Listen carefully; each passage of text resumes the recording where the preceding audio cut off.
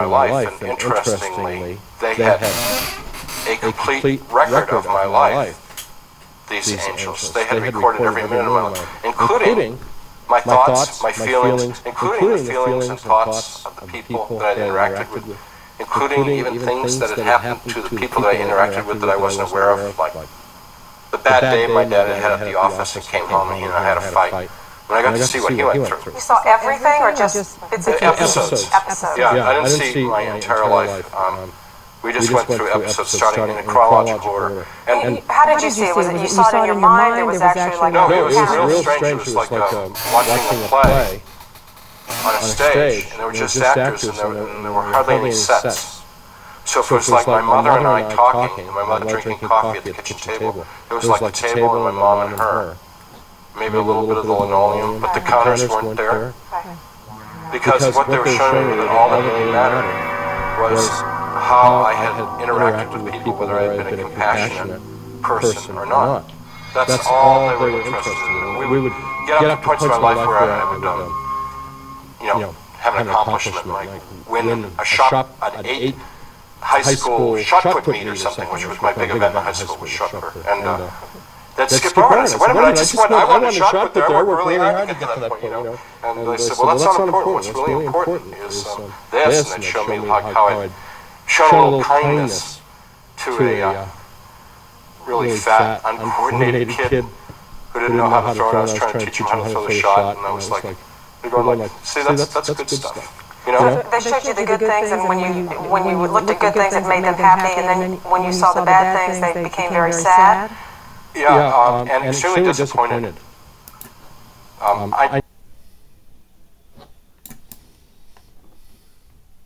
Question. So Howard Storm, in your near-death experience, you were shown times you showed compassion to other people, and how it made them feel, made their lives better, happier, and how it made Jesus and the angels happier, right? Well, I got a question. What if you're ugly, like the man in the telltale heart? What if you're the man with the telltale heart? No shit. What if you're the man in the story of the telltale heart? He has a evil-looking eye, that hideous-looking eye that just grinds on the nerves of the man. He hates the man for no other reason because his atrocious looking eye. No matter how this man does something kind. Okay, let's say this man is trying to figure out how to do something. Fix a car. I know they didn't have cars back then, but let's say something like this. Let's make it more understandable. Let's say this guy, he's very, very, very, very country but ugly. And there's this girl broken down on the side of the road. And this country but ugly guy stops by to help her. Real kind, real compassionate. And she's thinking, man, just fix the tire and get on out of here. I don't want to talk to you. You're ugly. But he fixes the tire and he stays because he's really concerned about her, asking her, do you have family you can contact to tell? But then about this, and he's giving her good advice on how not to drive too fast on a donut tire. And she's just thinking, get out of here, man. Uggo, get out of here. The way you look is just driving me batty. You so why couldn't it have been a good looking guy who stopped by and helped me, or at least somebody not so damn ugly as you? And he's truly trying to help her. And the more he says, the more she speaks to help her, the more she's thinking, just get out of here, get the hell out of here. I don't want to talk to you, fuggo. He did his best to show her compassion. What the hell does he see when he stands before Jesus and his angels? And what is he going to feel, knowing that he did a good deed, and the person he was doing the good deed for was really repulsed by him, trying to go the extra mile and telling her how to care for a donut tire, making sure she's got family that can help her if she gets stranded again,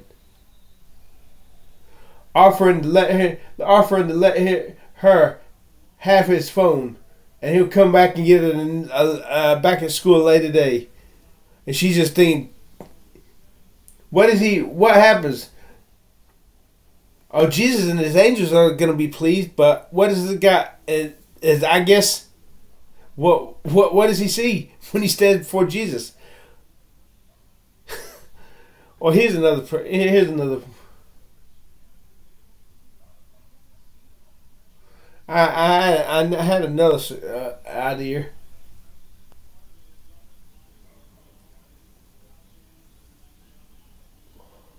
Or someone who tried to help somebody, and the person they're trying to help uses them. Thinking, sucker, I suckered you out of your money. Like the panhandler. I'm really hungry, he says. Will you please help me, give me some food? And he really just wants to make money.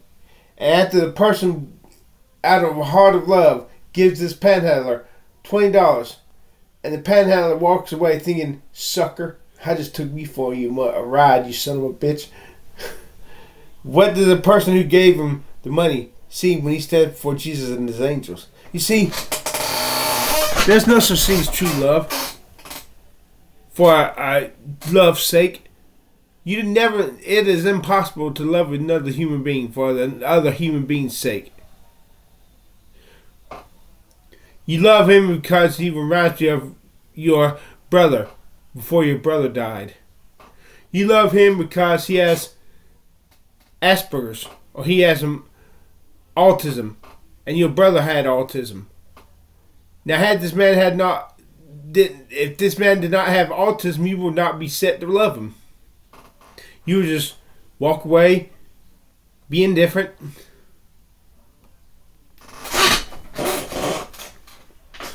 Or Dr. George C. Ritchie, he died and had an inside track to Jesus Christ. He died, saw Jesus, came back. He was dealing with this depressed young jock. This young man, had the boyish good looks, square jaw, had a lot of promise. And Dr. George C. Ritchie writes, despite that we are told in psychiatry not to get involved, not to become intimately involved in the details of their lives, not to keep a detachment. You're supposed to keep a detachment from your patients, a professional detachment, not become emotionally involved with them. He writes, Alice was worming his way into my heart, and I really cared about him. Now, had Alice not been an athlete, a guy with much promise, would Dr. George C. Ritchie have loved this Alice kid as much as he did because he was this? Love is bullshit. No, I'll take that back. I'll take love wherever I can get it. But back in people, I wore a Batman costume today. Yesterday, some black kids came up and gave me a fist bump and was happy to see me. 2 people asked to take a picture with me.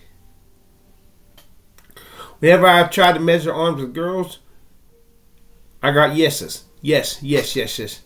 But back days, a few years ago when I was fat, people wanted nothing to do with me. You see, they love me now because I'm not so looking younger, looking like. But back in the day, was when I was ugly. And so help me God, I curse God. I'll go so far as to curse the Holy Ghost if I do not look good. If I look like I do now instead of a hunk. If I do not look like a foxy guy, I curse the Holy Ghost. I don't want to curse the Holy Ghost, but so hell we got to curse the Holy Ghost if I do not look like a foxy good looking guy. What about God and Jesus? Does he love unconditionally? Or does he love us because we're made in the images of God? And he doesn't really love us, but he loves the image of God he sees in us. It's obvious he does not love unconditionally eternally because he lets multitudes of people go to hell. So why in the hell should I care about love? And instead not focus on getting what I want in my life? Because there is no such thing as love. And Holy Ghost, I curse you. Holy Ghost, I curse you if I look like this. Holy Ghost, go to hell if I have my hairline within the hair.